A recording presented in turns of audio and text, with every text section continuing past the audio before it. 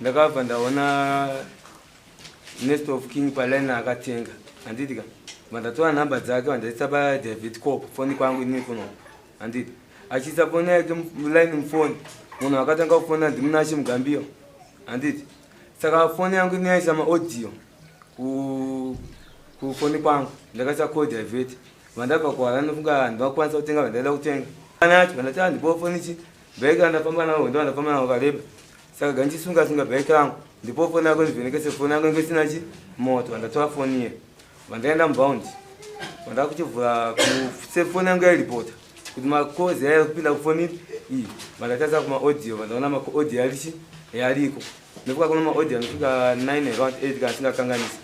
yandikaseta kufoni kwavo zvadaro vana ndavhura maaudio vandapinda mubangara kwakuma 99 pepe ndikati koyo waifonana munashi Mugambiwa line isatara nosvondo vafamba sei nofunga waisi munhu anga anohope akati inini kufonana munashi Mugambiwa aiwa kana chichi vandati haona chini kunotsana nosvika wandandi maidanana makasangana kanzani nemuzukuru Ka1 uri kuti kudii muzukuru ambuya anzi Ka1 chete iwo kusangani ndizvo isai kuna changamiki. For these and more stories, tune in to Zim News Bit TV with Robert Tafumani.